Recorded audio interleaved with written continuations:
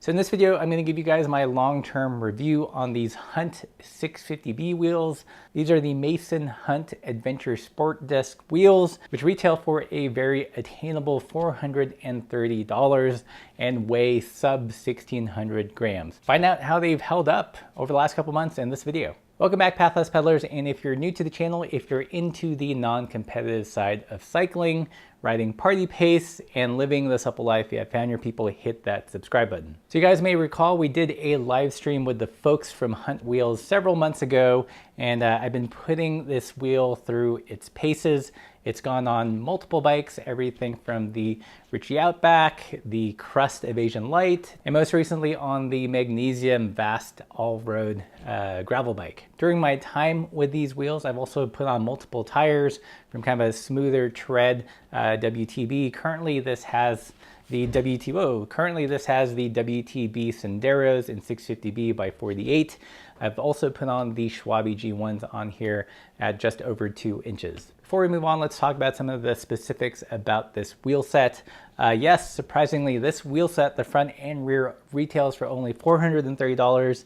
It is 650B, and the stated weight is 1,594 grams. When you buy this wheel set, you get lots of small little things that add to the value of the wheel set. For example, it comes with the lock ring if you're running a center lock rotor, and also it ships with a spider, so if you don't have center lock rotors, it will convert it to that and work natively with these wheels. Another nice touch is the freewheel does have a ceramic coating, and I can tell that it's doing its job because even after multiple bike changes with different cassettes, yes, there is some marring, but not as much as you would expect, especially after changing the cassette pretty frequently. Another cool thing about this wheel set is that it has end caps that can be easily replaced without any tools. You simply just pull on it like this, and it pops off. So depending on the hub diameter you need, or even the through axle diameter, they make it pretty simple to pop these end caps on and off and fit almost any bike. You can even get quick release end caps for this. So say you have a disc brake bike that is thoroughly modern, but you also have an older bike that still uses quick release. This wheel set will work on them both. And when the wheel set arrives, it is already pre-taped, so all you have to do is put in the tubeless valve here, mount your tire, put some sealant in there, and then you're ready to ride. Speaking of mounting tires, like I mentioned, I did try multiple tires with this wheel set, and all of them mounted beautifully. I didn't really have to wrestle them on excessively, and the beads all popped into place with a compressor, no problem. So from a tire changing perspective, it's been one of the easier wheels to work with. Okay, so how did these wheels ride? This is where things get a little tough. I'm gonna give you my layperson's assessment of these wheels.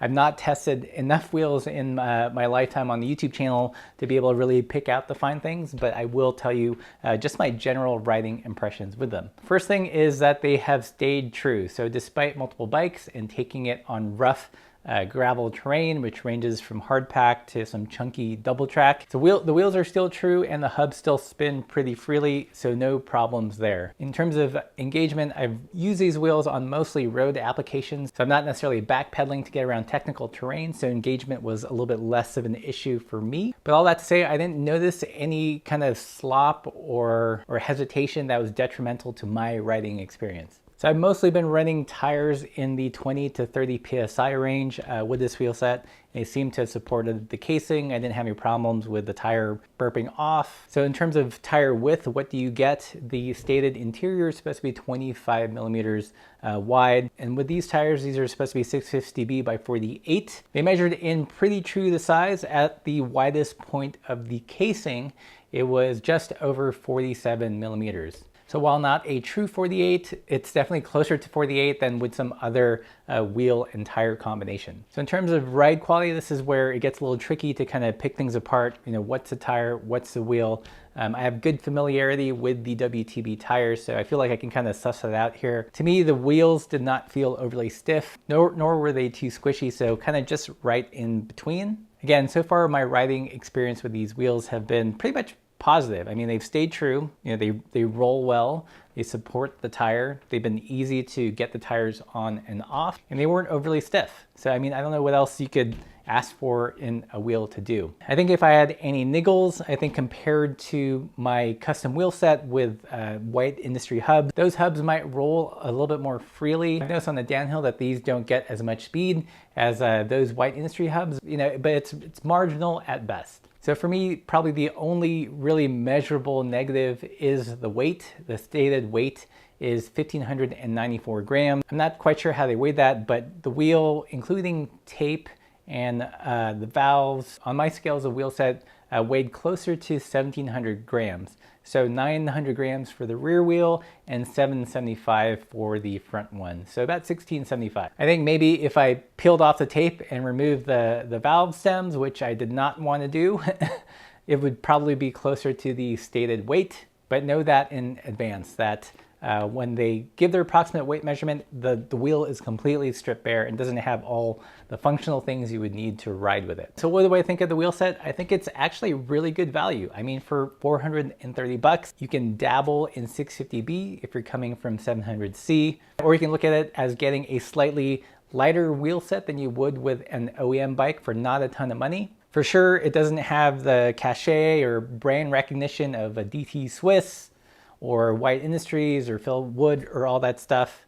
But I think for the average user, which I count myself among, it's pretty good value. I didn't notice anything detrimental with the wheel set.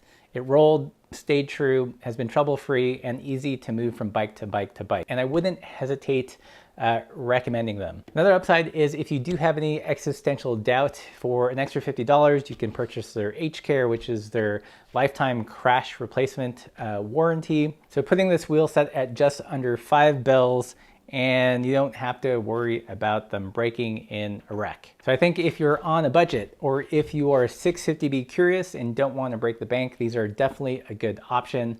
But that's what I think. Let me know what you think. Has anyone out there ridden these wheels for a super long-term duration? Would love to know what your long-term experiences are. Mine have been positive so far. There's not a lot to complain about. I do wish it was a little bit closer to their stated weight with all the functional bits on the wheel. But for 430 bucks, that's, not a huge issue. So hopefully this video was helpful. If you liked it, give it a thumbs up. Consider supporting the channel on Patreon. And as always, keep the supple side down.